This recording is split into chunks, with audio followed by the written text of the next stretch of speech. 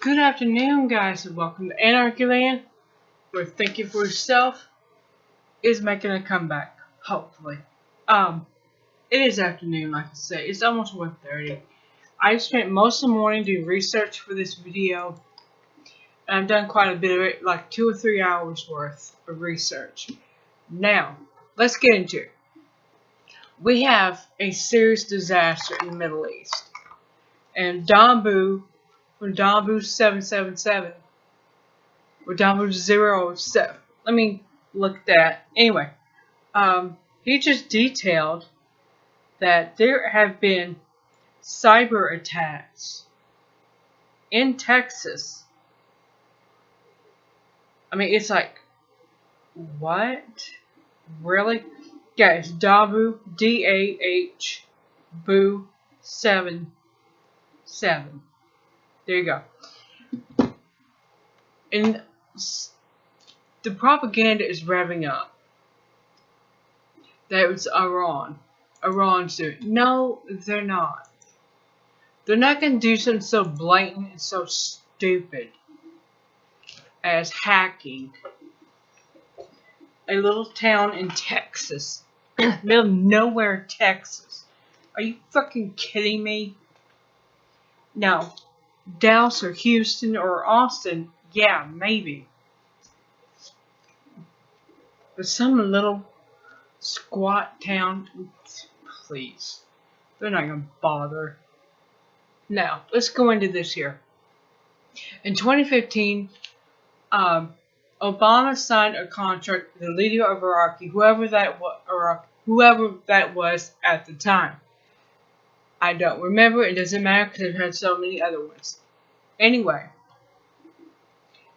the contract entailed that any fixed structures in Iraq that we have either built or improved would remain there. It would become property of Iraq.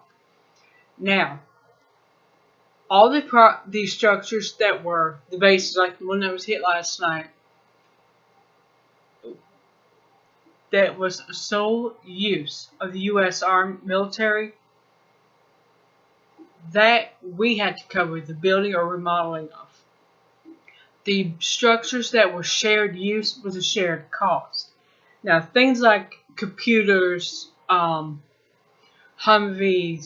tanks, all these things, they come back to us if we choose.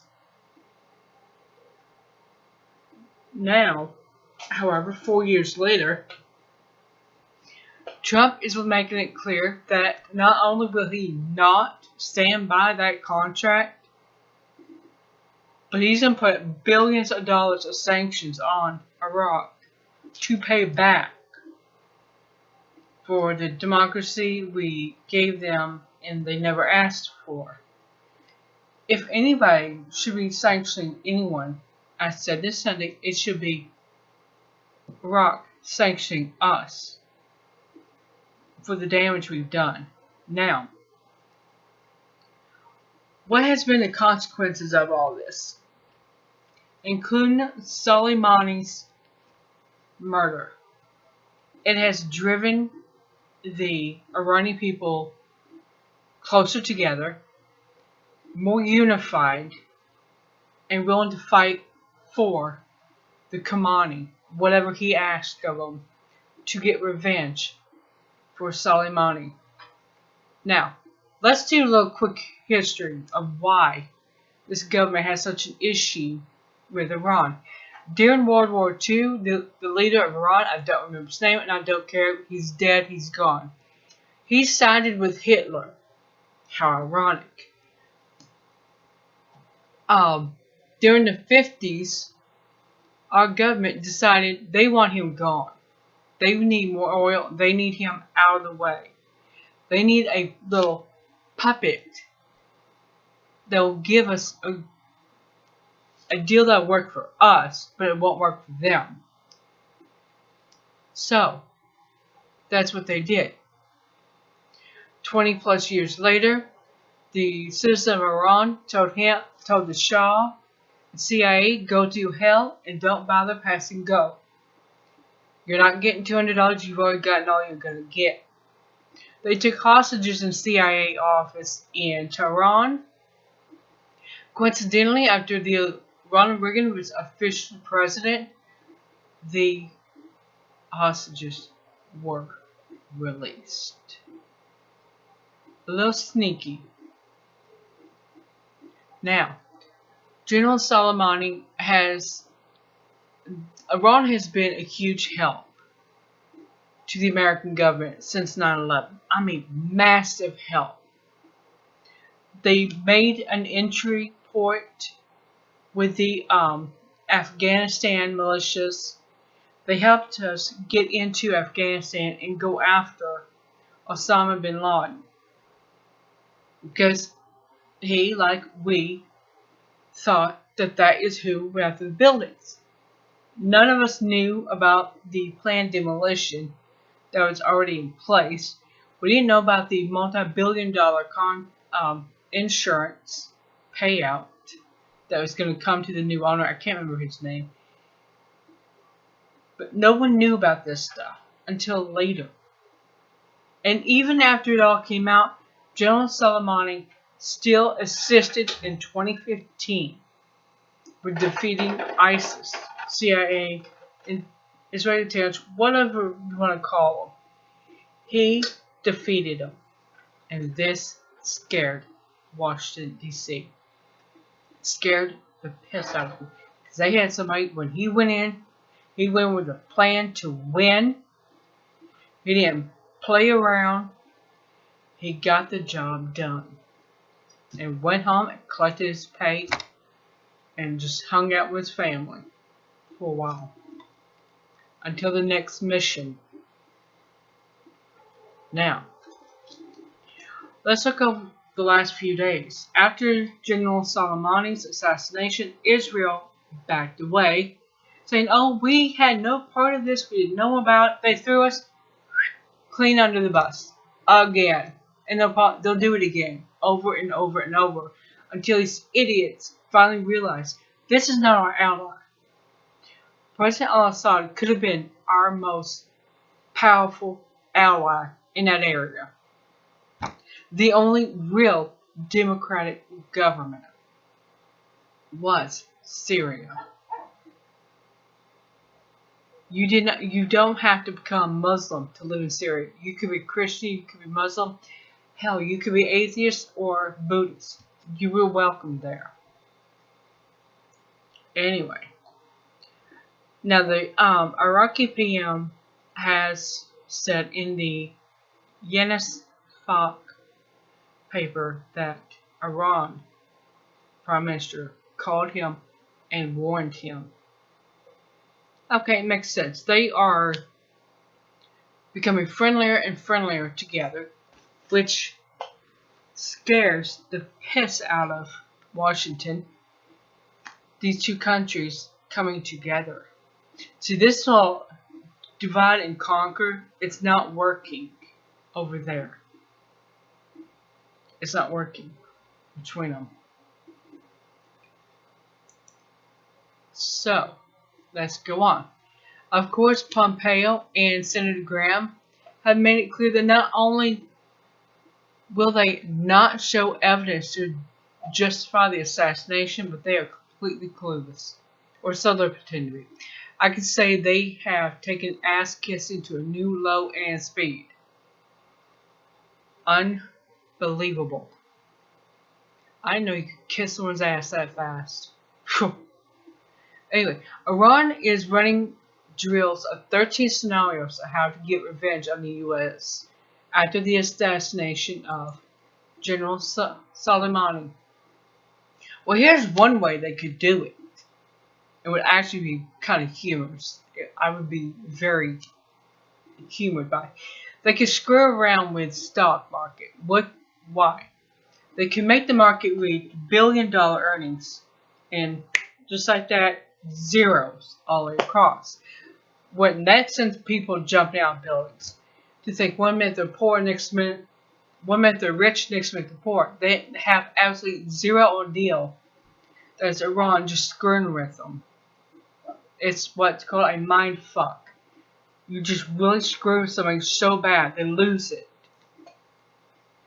Now, meanwhile, while Washington is assassinating generals, Russia and Turkey are laying the groundwork for Turkey to have a pipeline to receive Russian oil.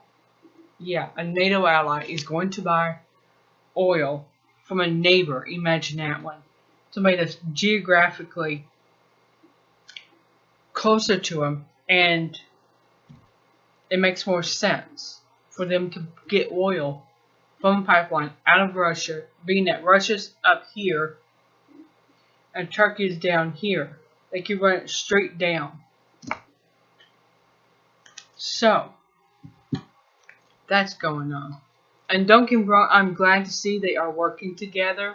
They are getting along because those two countries have a long, bloody history warring at each other. Now, the next article to do with the economic disaster is countries ask themselves, do they trade with Iran in spite of Washington's huff and puff routine, or do they just back away from Iran for their own safety? Well, it's understandable, but it goes deeper than this. There is a meeting.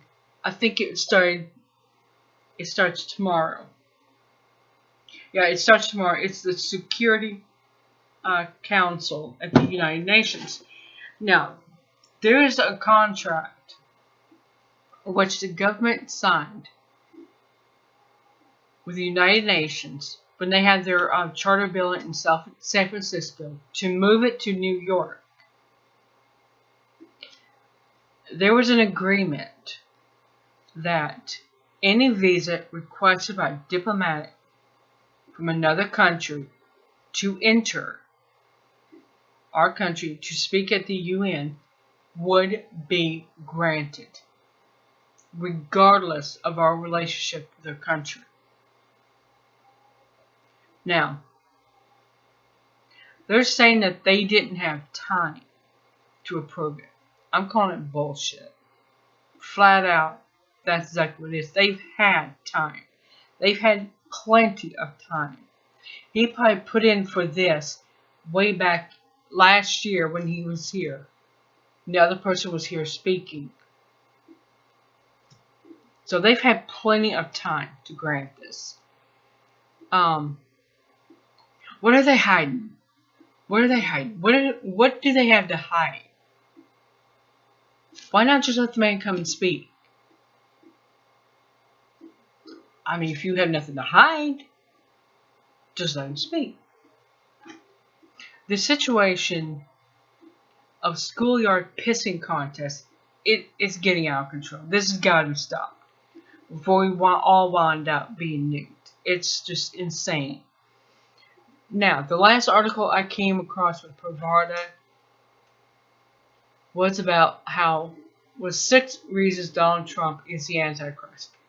Okay, a little dramatic. Michelle Bachmann said that Obama was. Anyway, have you ever tried to talk to one of these people that follow Trump?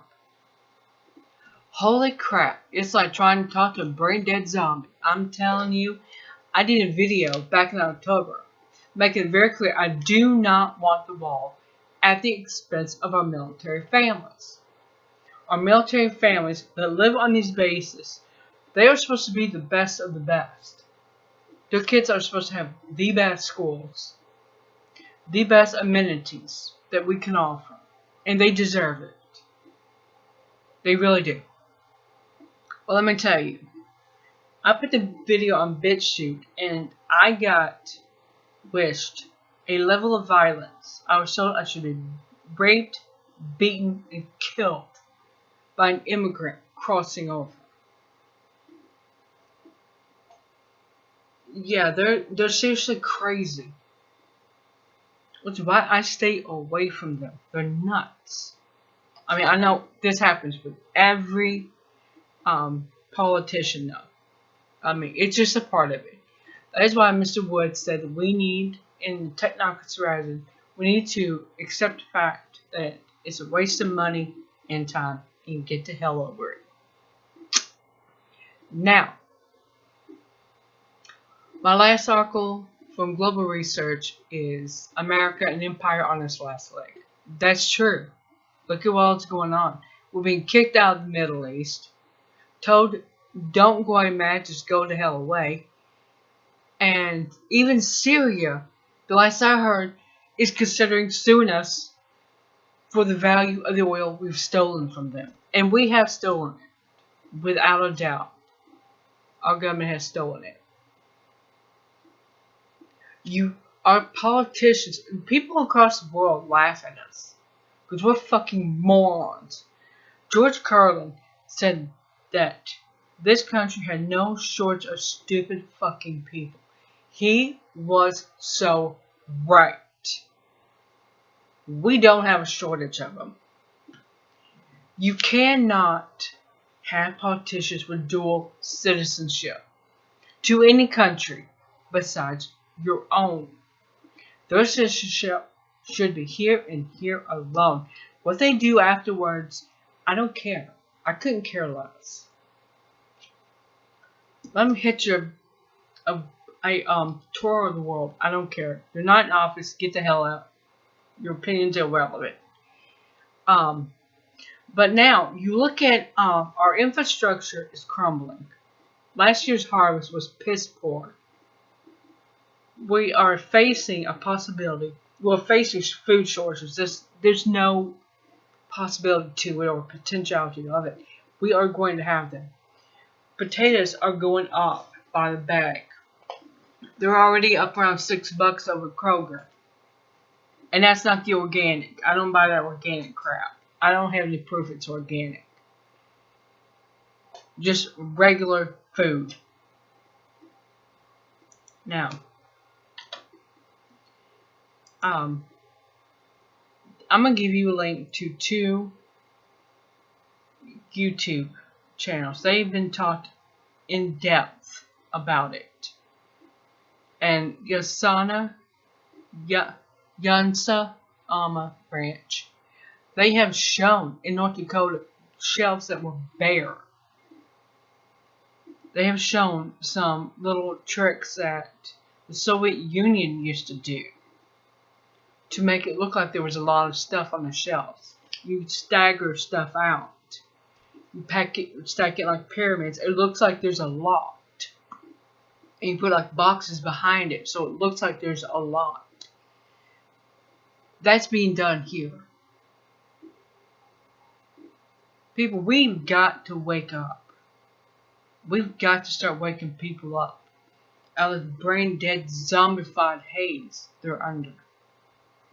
Because if we don't, we're only going to have ourselves to blame when this shit show comes to a screeching halt. And it is going to come to a halt. A very painful stop. My late father used to tell me when he skydived, when he was a paratrooper, it wasn't the fall that scared him. It was a sudden splat at the end that scared him. We're getting ready to see that splat. And it's going to be hard. It's going to be fast. And it's going to be our own doing. Because we have not held our politicians' feet to the fire. We had a constitution. Benjamin Franklin said they were giving us a republic. It was up to us to keep it. We failed miserably. In the last 6 generations alone, we have failed to keep it. The cat's gonna come over. Alright, go over, take a look at them sites, read the articles, be respectful. I mean, if you disagree with what I'm saying, please tell me why you disagree. I can deal with it. But wishing violence upon me or my daughter, that is not acceptable. That will get you blocked. Until later, be well, be safe. And remember, it's not too late to ask Christ and His Father in heaven into your heart.